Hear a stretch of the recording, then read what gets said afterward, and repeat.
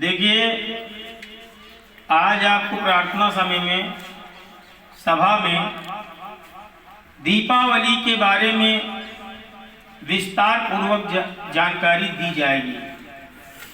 हम और आप दीपावली का त्यौहार मनाते जरूर हैं, लेकिन हमारे बच्चों को पूरी जानकारी होनी चाहिए कि दीपावली का त्यौहार क्यों, कैसे, कब मनाया जाता है। कोई न कोई त्यौहार किसी न किसी उद्देश्य के साथ मनाया जाता है। तो पहले दीपावली शब्द बोलते हैं ना, दीपावली दो शब्दों से बना है, दीपक और अवली। दीपकों की पंक्ति, अवली माने पंक्ति, यानी हम लोग अपने घरों में दीपकों की पंक्ति लगाते हैं, इसीलिए इस त्योहार का नाम दीपावली रखा गया। दीपकों की पंक्ति वाला त्योहार, लाइन बना के रखते हैं ना दीपकों की, दीपक दिया जलाते हैं, लाइन से रखते हैं। तो आपसे यदि कोई पूछे कभी दीपावली का मतलब क्या है, तो आप बताइए, दीपक धन अवली, दीपकों की पंक्ति। अब आते हैं, यह दीपावली आरंभ तब हुई, रामायण सब लोगों ने सुनी होगी। भगवान राम जब रावण को मार के 14 वर्ष के बाद अपने राजपाट को लेने के लिए अयोध्या पधारते हैं, तो वहां की प्रजा के लिए राजा राम बहुत प्रिय राजा थे। तो उनके खुशी में हर घर में देशी घी के दीपक जलाए गए थे। अपनी खुशी को अभिव्यक्त करने के लिए अयोध्या वासियों ने भगवान राम का स्वागत दीपकों की पंक्ति से किया था। ये तो धार्मिक कारण हुआ। इसके अलावा 2-3 धर्म और हैं जिनमें दीपावली का ये त्योहार बड़े धूमधाम से मनाया जाता है। पहला तो हिंदू धर्म है, दूसरा सिख है, तीसरा जैन है, चौथा बौद्ध धर्म। ये 4 धर्म के लोग दीपावली का त्योहार पूर्ण उत्साह के साथ मनाते हैं। हिंदू लोग अयोध्या नरेश राजा राम की वजह से मनाते हैं। सिख लोग बंदी छोड़ने के दिवस के रूप में इसको मनाते हैं। जैन लोग महावीर स्वामी के मुक्ति दिवस के रूप में इस दिन को मनाते हैं। तो ये रोशनी का त्योहार है। इसके पीछे इस त्योहार में हम करते क्या क्या हैं, कल भी हमने थोड़ा सा आपको बताया था। आज दीपावली के बारे में विस्तार पूर्वक जानकारी दी जाएगी। दीपावली में एक ऐसा त्योहार है, भारत का सर्वश्रेष्ठ त्योहारों में से एक है, धार्मिक त्योहार है, जिसमें हम लोग हफ्तों पहले से अपने घर की साफ सफाई, कूड़ा कचरा, रंगाई पुताई ये सब करते हैं। उसके बाद इस त्योहार की शुरुआत आज के दिन से हो जाती है। धनतेरस, माँ लक्ष्मी की वंदना होती है इस दिन। अपने आप नाम से ही स्पष्ट है, इस दिन जो पूजा पाठ करता है, धन की माता लक्ष्मी की कृपा साल भर उन पर बनी रहती है। ये धनतेरस। इसके बाद छोटी दीपावली होगी, फिर बड़ी दीपावली होगी। बड़ी दीपावली हर साल कार्तिक के महीने में जो हिंदू कैलेंडर है उसके हिसाब से, जैसे अंग्रेजी में जनवरी से दिसंबर तक महीने होते हैं, वैसे हिंदी में चैत्र माह से फाल्गुन माह तक महीने होते हैं। तो उन्हीं महीनों में इस समय जो महीना चल रहा है कार्तिक का महीना चल रहा है। कार्तिक के महीने में जो अमावस्या की काली रात घनघोर होती है, उस दिन दीपावली मनाई जाती है।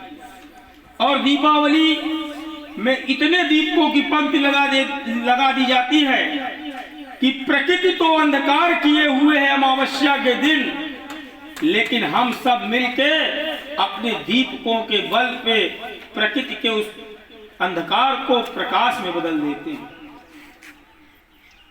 तो अब आप सोचिए, दीपावली जो त्योहार है वो अंधकार से प्रकाश की ओर जाने वाला है। इसी के लिए संस्कृत में एक श्लोक है, 4 या 5 की किताब में है, अस्तो मां सद्गमय तमसो मां ज्योतिर्गमय। हे ईश्वर, मुझे अंधकार से प्रकाश की ओर ले चलो। अंधकार कोई अच्छी चीज तो होती नहीं, अंधकार में कुछ दिखता है और उसका बड़ा रूप है, गूढ़ अर्थ है कि जो भी हमारे अंदर बुराइयां हों वो भी अंधकार ही है, वो हमसे दूर होके चली जाए, हमारे अंदर अच्छाई आ जाए।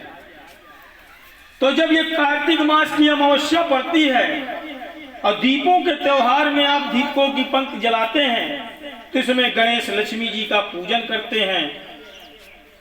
मुख्य रूप से प्रसाद के रूप में गुड़ और धनिया इसका प्रसाद होता है। और लावा जानते होंगे आप लोग, धान का लावा, धनिया, धनिया ये हरी वाली नहीं, धनिया के दाने और गुड़ इसका प्रमुख प्रसाद है। इस दिन हम लोग अच्छे अच्छे नए कपड़े पहनते हैं, पटाखे लाते हैं, बाजार से तमाम प्रकार की सजावट के सामान अपने घर को सजाने के लिए लाते हैं और शाम को पटाखे फोड़ के दिए जलाकर अपनी खुशी की अभिव्यक्ति करते हैं। तो ये तो धार्मिक कारण हो गए। हमने आपको कल भी बताया था, इसके पीछे एक वैज्ञानिक कारण है। विज्ञान भी कहता है कि दीपकों का ये त्योहार मनाना चाहिए। वर्षा ऋतु में पानी और जल भराव तमाम समस्याएं उत्पन्न हो जाती हैं गांवों में, तो उनमें मच्छर उत्पन्न हो जाते हैं, संचारी रोग उत्पन्न करने वाले डेंगू, मलेरिया, मस्तिष्क ज्वर, तमाम प्रकार की बीमारियों वाले मच्छर आ जाते हैं। आप देखते होंगे वर्षा ऋतु में हम लोग बीमार ज्यादा होते हैं। किसी को मलेरिया हो गया, किसी को टाइफाइड हो गया, किसी को डेंगू हो गया। तो ये जो मच्छर हैं, जब आप सरसों का तेल का दीपक जलाते हैं तो ये मच्छर नष्ट हो जाते हैं और नष्ट होने के बाद आपको लाभ पहुंचता है। उसके बाद जब आप सरसों के तेल का दीपक और देसी घी का दीपक जलाते हैं तो वायुमंडल में जो अशुद्ध चीजें हैं वो शुद्ध हो जाती हैं। तो अपने आप में इस त्योहार का वैज्ञानिक उद्देश्य भी है। विज्ञान भी कहता है कि हमें दीपावली मनानी चाहिए, लेकिन आज जो सनातनी संस्कृति छोड़ के हम पाश्चात्य संस्कृति में बढ़े, चाइनीज लाइट, मोमबत्ती लगाना शुरू किए, उससे कुछ नहीं होने वाला। उसमें कोई विज्ञान नहीं है। वो लाइट कुछ नहीं शुद्ध करेगी, वो मोमबत्ती कुछ भी नहीं कर सकती, ना मच्छर मार सकती है और ना वायुमंडल को शुद्ध कर सकती है। वो केवल जगमग जगमग रहती है। वही है कि आप बढ़िया पैंट शर्ट कोट पैंट पहन लिए और दिमाग में कुछ नहीं है, तो आप अच्छे हैं कि खराब? खराब है ना। और अगर आप कोट पैंट भी पहने हैं और दिमाग भी अच्छा है तब अच्छा है। इसलिए कहता हूं कि इस बार आप शपथ ले लीजिए कि अपने घरों में दिए हम जलाएंगे कुम्हार के बनाए, और सरसों के तेल, अगर देसी घी हो जाए और अच्छी बात है, महंगाई का जमाना है, सरसों का तेल ही जला दीजिए, वही आपका वायुमंडल भी शुद्ध कर देगा और आपको संचारी रोग से मुक्त कर देगा। अब दीपावली के त्योहार में और त्योहार जुड़े हुए हैं, जैसे दीपावली के अगले दिन परिवा होगी। परिवा के दिन किसी भी प्रकार का लिखने से संबंधित काम नहीं होता, लोग बाहर आते जाते नहीं हैं। धार्मिक रूप से कोई भी वैश्य समुदाय का व्यक्ति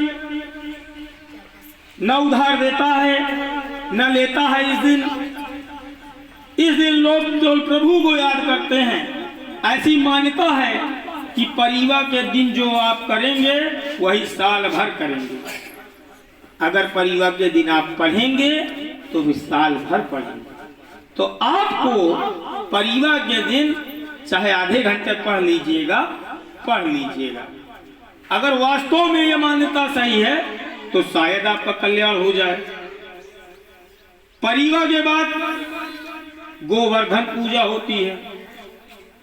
उस दिन तरह तरह के पकवान बना के भगवान कृष्ण को औरतें अर्पित करती हैं। अर्पित करने के बाद प्रसाद पूरा घर खाता है। एक बार जब मथुरा नहीं, गोकुल में इंद्र ने बरसात चालू कर दी थी। इतना पानी बरसने लगा कि गोकुलवासी समझ नहीं पा रहे थे कहां जाएं, उनके घर बहने लगे। तो वहीं गोकुल में भगवान कृष्ण थे, तो वहां पे एक पर्वत का नाम है गोवर्धन पर्वत। तो उन्होंने एक उंगली से अपने गोवर्धन उठा लिया था और उसी के छत के नीचे सारे गोकुलवासी आ गए थे और वो लोग वहां से बच गए थे। इंद्र को हार मान के बरसात बंद करनी पड़ी। भगवान कृष्ण ने भी अपनी लीला दिखाई कि चलो तुम पानी बरसाओ, मैं अपने सारे गोकुलवासियों को बचा लूंगा। वो तो भगवान थे, जैसे मर्यादा पुरुषोत्तम राम वैसे भगवान 64 कलाओं के अवतारी थे। तो ये गोवर्धन पूजा होती है। उसके बाद अगले दिन भैया दूज होता है, जिसे आप गांव में जमदुतिया कहते हैं, जमघट कहते हैं। इस दिन यमुना नदी के किनारे स्नान करना शुभ माना जाता है। यमुना नदी के किनारे आपने देखा होगा, आप लोगों के घर के लोग भी जाते होंगे। यहाँ कालिंदी के तट पे जाएंगे, यमुना नदी के तट पे जाएंगे, स्नान करेंगे। जो यमुना नदी है वो काल के देवता यमराज की बहन थी। यमराज का नाम सुना है? जब हम लोगों में हिंदू धर्म में मानता है कि जब व्यक्ति के प्राण छूटने वाले होते हैं तो यमराज अपने दंड के साथ आते हैं और उसे ले जाते हैं और कर्मों के हिसाब से स्वर्ग या नरक की प्राप्ति होती है। तो यमुना जी यमराज की बहन थी। तो इस दिन को यमुना जी की याद में रखा गया। इसे भैया दूज के नाम से भी जाना जाता है। बहुत से घरों में कजलिया लगा के, तिलक लगा के भाई का बहनें टीका करती हैं।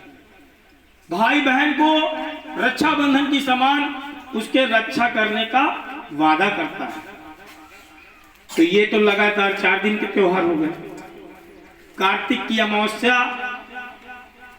से चले त्योहार, धनतेरस से चले और 4 दिन चले। इसके बाद जिठुआन एकादशी आती है, जिस दिन आप गन्ना और सूप बजाते हैं।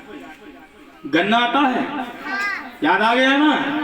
और सूप बजाया जाता है। सुबह पहाड़ बटता है पहाड़ में खाने का सामान रहता है, बढ़ता है, तो उसको कार्तिक एकादशी कहते हैं, जिसमें तुलसी जी की भी पूजा होती है।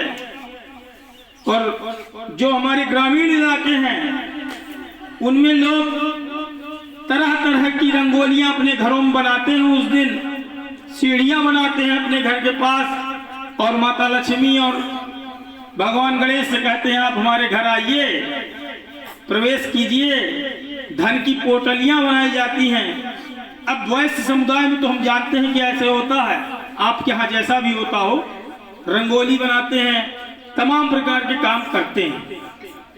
और वो जो कार्तिक एकादशी है, उसी दिन से फिर कार्तिक महीने का जब समापन होता है तो दीपावली के त्योहार का समापन हो जाता है।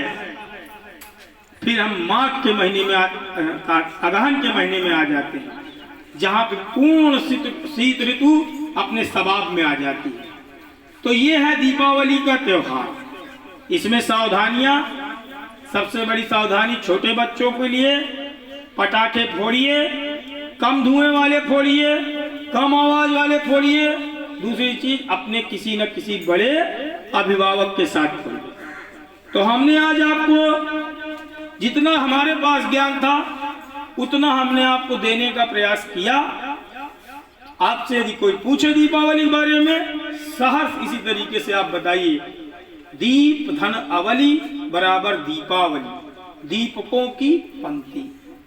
बाकी डिटेल तो हम आपको सब दे चुके, समझ में आ गया। 3 4 5 वाले तो बहुत अच्छे समझ गए होंगे। 1 2 वालों के दिमाग में पटाखा उटाखा तो आ ही गया होगा, आ गया होगा ना। ताली बजा दो जोरदार। इसी शुभकामना के साथ प्रार्थना सभा समाप्त की जाती है।